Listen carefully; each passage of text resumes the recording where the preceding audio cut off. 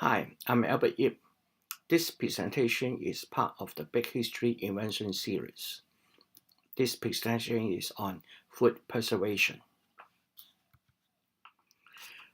We know that humans began our transition to agriculture about 12,000 years ago. In agriculture, we all know that plants harvest are seasonal. That means maybe in 1 year, there's only a certain period where the grains will be available. And hence to transit into an agricultural society, the society needs mechanism of storing the food for long term as well as avoiding being consumed by other organisms. The earliest pots that is discovered in China date back to about 20 to 15,000 years ago. Also in the same evacuation site, we also have evidence that the natural rice and domesticated rice coexist. That means with this evidence, we can push back the beginning of agricultural revolution to about 20,000 years ago. And this ability to store food forever changed the human's evolution, especially our society. There are other mechanisms of preserving food and storing food. So in this presentation, I'm going to go through quickly the various mechanisms that we have used throughout the ages to preserve food. The earliest record of any preservation in terms of making alcohol date back to the 5th millennium BC, so that would be about 7,000 years ago. And in some of the records that we can discover today, we have records talking about how to produce alcoholic drink. The earliest recorded evidence will be around 3500 BC. One of the consequences of drinking alcohol is, of course, drunkenness. So we can look at the literature to look at how drunkenness has been described to give us an idea of how alcohol is consumed in the past. From the Bible, there is no less than 70 times mentioned about drunkenness. So it must be a pretty common occurrence in ancient times, at least in the Middle East. For China, some of the residues that we can discover from some potteries can date back to the existence of wine similar to the Middle East at least 9,000 years ago. So probably because fermentation is a pretty natural process. When the food is in contact with a certain kind of enzymes, they will develop into alcohol. Food being a very precious commodity, people tend not to waste, and therefore eventually discovered that this fragmented food or alcohol has other effects. For example, give you the feeling of pressure, giving you the feelings of this connectedness to some divine, make drinking part of many cultures. The relationship of food and preservation is very much depends on the relationship between food and microorganisms.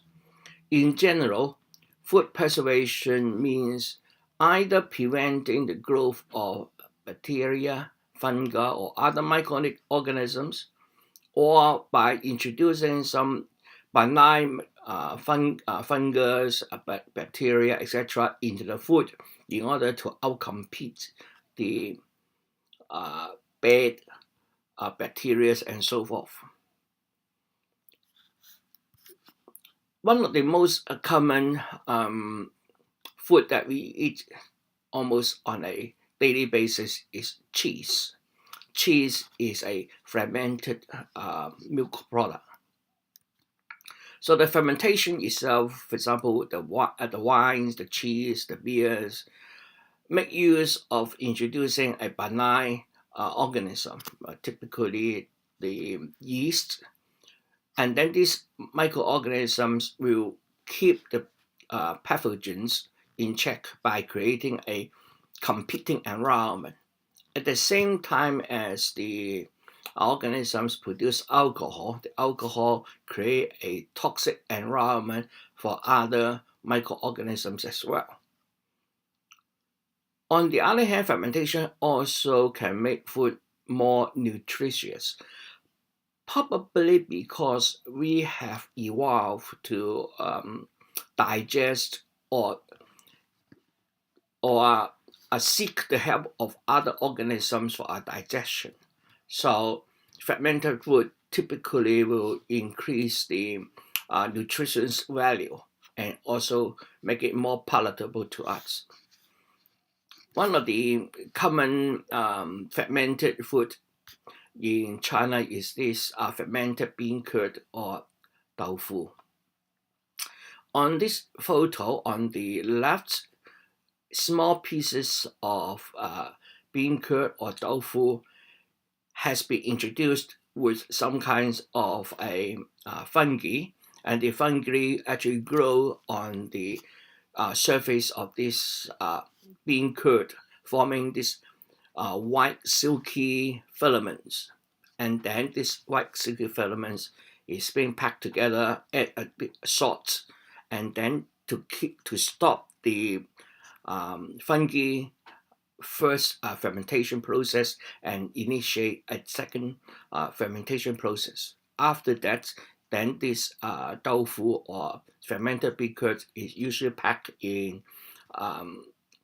bottles and then added with some other juice or alcohol or chili to eventually becomes the tofu, which becomes the fu yu, which is commonly consumed. Another way of preserving food is by drying. So basically, it is one of the oldest technique. We believe that up to 12,000 years ago in Middle East and in a lot of Oriental culture, food is being dried with the power of the sun.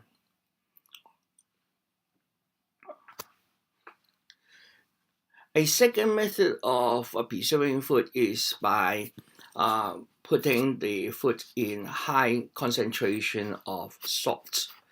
Salt typically draws out the moisture from the meat. When the moisture is out, that means bacteria, which will depend on the water to survive, is unable to continue to survive and hence will preserve the food. The picture here is a piece of salted fish, which is commonly used in China. And this using salt as a preservative is also the main way of preservation in the medieval Europe. Just like salt, sugar can do the same. So there's a lot of food is also preserved by using sugar. For example, jam, the fruit jam is a preservation using sugar by cooking the food in a lot of sugar. You form a jelly as well as remove the moisture in the food and hence to protect the food. Smoking is yet another similar way of preserving food especially for meat. Using smoking, again, the smoke deposit some of the pyrolysis product onto the food, which obviously change the flavor as well, but also will aid in drying and preserving. So far we have been so far the methods that is being used usually circle around removing moisture from the food in order to preserve it. Another category of preservation mechanism is by immersing the food in some liquid, which is edible, but it also prevents other organisms to survive. For example, alcohol or vinegar. So typically in pickling, vinegar is being used. Of course, we can use chemical vinegars like acetic acid, or we can, through the fermentation process, produce alcohol or lactic acid to preserve the food. So pickling is using another different strategy, whereas it is not so much about removing the moisture from the food, but rather keeping the food in a liquid, which microorganisms find it difficult to survive. When people have quite a bit of meat, for example, killing an animal or a game or a fish, a method of keeping that meat is by jugging it. So the idea is to cook the animal in a lot of brine or fat, get it completely cooked, and then on top of the container, usually a earthen jar, the blood or the oil is used to cover up the rest of the meat by separating the meat in contact with any microorganism from air. The meat can be kept for a while. So that has been a very common method until the middle of the 20th century, when some modern techniques of preservation is invented. Now we are going to look at some of the modern techniques. The first one I want to introduce is an invention by French Nicolas Appert in 1806. The basic idea is we put the food in a sterile can or jars. That means the can or jars has been cleaned. Typically, this can or jars will be placed in boiling water for a couple of minutes to kill off any germs or bacteria, and then food is put in it. Close the lid and then boil again to kill off any remaining bacteria. By killing off the bacteria, that means the food inside the can or jar will be preserved. Another method of preserving is by refrigeration or freezing. Basically, this time we are using in cans or canning. We basically use temperature to kill off the bacteria. The other way of doing it is on the other side of the temperature scale, by lowering the temperature of the food so that the metabolism of any microorganisms or enzymes will stop. Basically, for example, in refrigeration, we cool the food down to about 4 degrees C or below, and that will slow down most of the metabolism of most microorganisms. Freezing off obviously will reduce the actions of enzymes even more, so that will stop the food from being rot. Instead of using temperature, other ways similar to using in pickling, what we are doing now is again making the liquid into a jelly form, so that the microorganisms there is more difficult to continue living. So one method is by jellying. We use some kind of a gelatin or agar to preserve the food. In the 1862, a method is invented by Louis Pasteur to process milk to prevent milk from spoiling or to kill off any microorganisms that might be with the milk by heating the milk to 70 degrees Celsius for about 15 to 30 seconds. And then quickly restore back the milk to the 10 degrees C to keep it from spoiling. Today, pasteurization is routinely used in all the milk we can get in supermarket. We know that microorganisms will need air, will need oxygen to survive, and therefore another way of preserving is to remove the air from the food so that the microorganism, in case there's any there, will be in an environment with no oxygen, and therefore it will die. So that's the method used in vacuum packing. Today, vacuum packing machines is available for housewives to use as well. The photographs here is a model which is available on the US Amazon website. Bacteria or living organism is the source why the food will rot. Therefore, any mechanism of killing this bacteria, molds, or insect pests, etc., will help to protect the food from rotting. One of the methods, of course, is using high energy electrons, which is the beta ray, or high energy for electromagnetic wave, which is X-ray, or even gamma ray, to kill off organisms. So that is another way. There's yet another way is to introduce high oxidizing atmosphere. For example, treat a material using bromine, using chlorine. So basically, the idea is to modify the atmosphere, the air, with which the food is there.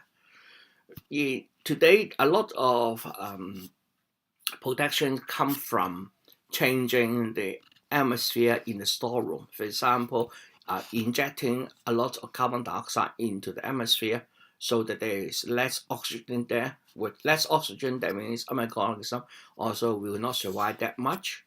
Other way is by, as I said, introduce oxidizing agents like bromine, chlorine to kill off any possible pests or microorganisms. A third way is, of course, using an airtight storage mechanisms by stopping the supply of oxygen. So if there's any insects or fungi already is in the food, by putting it in an airtight container, eventually the amount of oxygen in the container will be exhausted, and therefore the insect or pest or whatever will die. So this is also, again, a method being used from olden times. The food preservation has been with us for thousands, if not tens of thousands of years, and hence a lot of historians actually believe that this food preservation technology is not only for subsistence, it also has become part of our culture. What the evidence they point to is the kind of special food during our festivities, like some religious days or celebratory meanings. So in conclusion, the food preservation had changed the way we human interact and store food. With the ability to store food, you have the idea of property. I own this food is mine, instead of this food is in the nature, whoever pick it up can eat it. So this concept of property eventually go way back to the ability to store food. If we cannot store food for a long term, we won't develop this concept of property, and hence food preservation, look at it from a cultural point of view, is something which changed the evolution of human societies. this is the end of this particular presentation, and I hope you like it. If you do, please subscribe, and we'll see you in the next presentation. Thank you. Bye-bye.